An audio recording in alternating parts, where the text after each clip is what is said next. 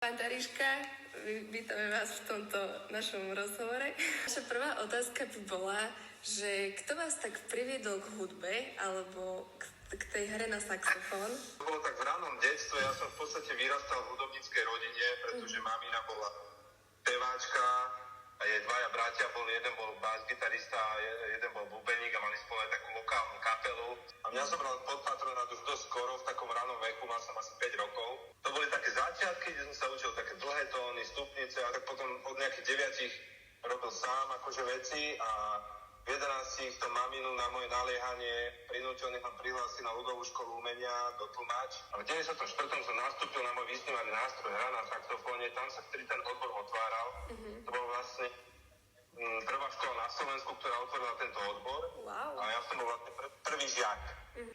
Ja som to nejako tak otváral, ale mne to aj otvorilo oči. A to na konzervatóriu bol školský big band, ktorý sa volal Slovak Young Swing Generation.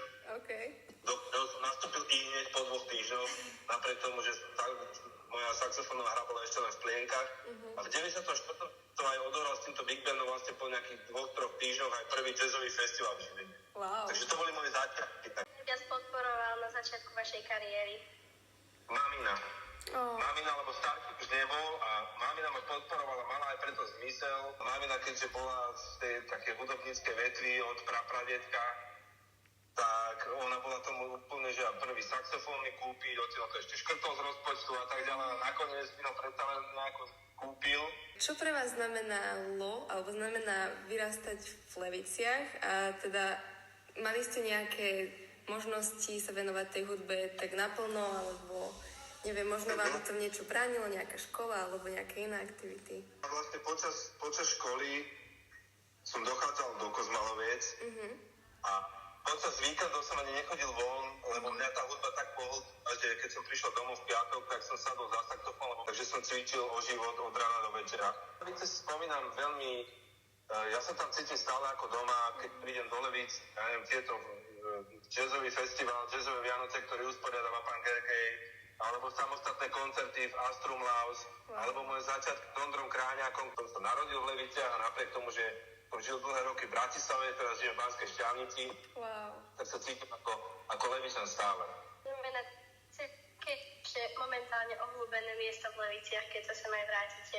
Obľúbené miesta sú vždy tie, kde sa hrá hudba. Sú to miesta také, kde sú nejaké koncerty a kde sa deje niečo, to znamená nejaká hudba. Takže keby máte ísť na nejaké miesto s niekým, kto možno ešte v Leviciach nebol, tak by ste ho zobrali práve do takého nejakého klubu, hej? Pozrieť si Levický hrad, tam je Tekovské múzeum. Vy ste teda, ako ste už povedali, precestovali celý svet z toho a vlastne nemali ste nejakú túžbu ostať niekde, nejakom zahraničí, bývať napríklad v Amerike, keďže tam ten jazz tak nejako vznikol? Určite ako mladý človek som to chcel minimálne zažiť, možno aj zostať, aj som to mal v pláne. Ja som prišiel do New Yorku ešte okolo roku 2007, kde som si mohol pozrieť tie kluby, tie legendy vlastne ešte všetky žili. Tak ja som mal všade veľmi dobré ohlasy a vždy som bol obľúbený nielen teda ako osobnosť alebo človek po tej ľudskej stránke, ale hlavne ako muzikant a ja som si strašne vážil, keď a je to aj najväčšie také zadosťučenie pre muzikanta, keď mu prejavia svetové špičky z New Yorku rešpekt a priatelia sa proste, tak to je asi najväčšie vyznamenanie. Váš projekt, ten Floatur Jazz, spája teda tie slovenské ľudové piesne s jazzom a zaujímalo by nás, že kde vlastne vznikla táto myšlienka a čo vám to dalo ako hudobníkovi. Vzniklo tak, že ja som na tých ľudovkách vyrastal. Čiže ja už ako 11-ročný som si v podstate na seba zarábal sám, mal som tú hudbu v krvi, viedol ma k nej aj mamina, aj starky a tak ďalej. A jazz ma očaril na prvé počutie, ako som už povedal, z tej 9. triede na základke. A vo mne táto myšlienka skrsla ešte v roku 95 alebo 96, keď som bol ešte na konzerve ako student. Mal som tú myšlienku mal už jasnú, presnú, mal som predstavu, ako to bude znieť, mal som predstavu, ako to bude aranžovať. Len som ešte nemal tie zručnosti aranžérske, také proste pár vecí, ktoré mi do tej mozaiky chýbalo. V 2013 ten album vlastne vznikol, uzrel svetlo sveta, venoval som ho mojej mamine, ktorá predčasne odišla práve v tom roku.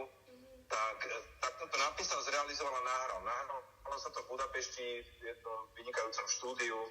A mám z neho veľkú radosť a ten album ma posunul a posúva stále. Otvárame dvere po celom svete, pretože naše ľudovky sú krásne, sú pestré, keď sa dobre urobia, tak otvárajú dvere v zahraničí. Jazz pozná každý po celom svete, po celej severnej a južnej pologuli, všetky. A keď tam nainfikujeme tie naše tú podhalanskú stupnicu alebo naše ľudové prvky našich piesní a kúsne sa to urobí, tak to vie pre tých poslucháčov, aj pre hudobníkov, aj pre produkčné spoločnosti byť zaujímavé. Či máte nejaké projekty teraz rozpracované? Mám rozpracované projekt, ktorý som napísal s kolegom Dávidom Hodekom. Vynikajúci producent, produkuje Stimu. Cez COVID sme sa stretli a dali sme dokopy projekt, že jazz a hip-hop, ktorý sa volá Modal Trap. To teraz sa chystám v najbližšej dobe vydať. Nové mám ešte to, že sa chystám v júni na jazzový festival do Tel Avivu a v marci chystám turné s týmto projektom, kde budem aj v Leviciach. Pri Leviciach som našiel také miesto, ktoré sa volá Fertus Winery. To je také vinárstvo pri Rybníku, ak to poznáte. Tak tam bude tento koncert, aj záznie tento projekt na scénáři. Dobre, tak ďakujeme, že ste odpovedali všetky naše otázky.